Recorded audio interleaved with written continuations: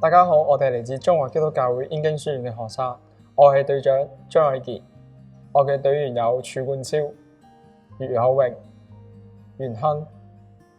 我哋今日嘅產品係智能尿片濕度檢測器，而我哋嘅主要嘅隊長係喺院舍入邊長期臥床嘅老人。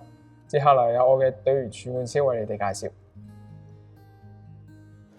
以下就係我儲冠超嚟介紹下我哋個產品智能尿片濕度檢測器。我哋嘅產品啦，可以見到我哋有個盒啦、片啦，同埋一個扣落呢個三件套咧，係我哋用 3D 打印去打印出嚟嘅。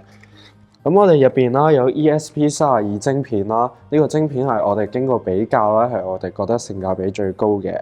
咁我哋個晶片啦，入邊仲有我哋嘅 Arduino IDE 啦，咁係用咗我哋去編程啦。咁我哋編程係用咗 AI 嚟協助同埋幫手我哋嘅。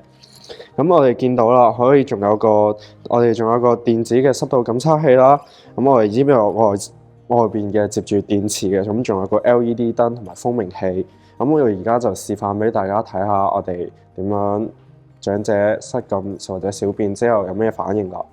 咁首先咧，我哋就會將個濕度檢測器啦，就擺入個尿片入邊。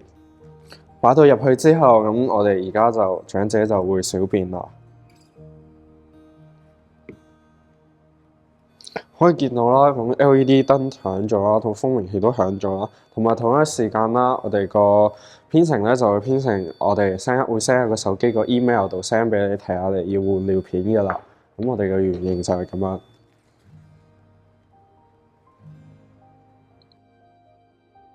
我係4B 班袁亨，今日我就要介紹呢個裝置嘅3個優點。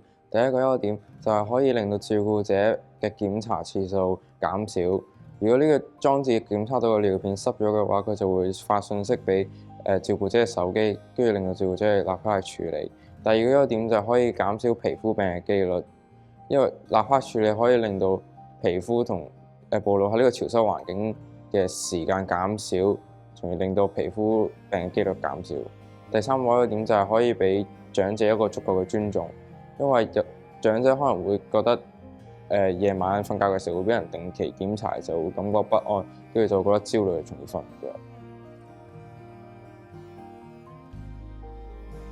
我哋可以睇到呢個智能尿片濕度檢測器，唔單單為我哋帶咗最普通嘅照顧需要，而係從根本問題上改變咗老人喺院舍嘅身心照顧問題。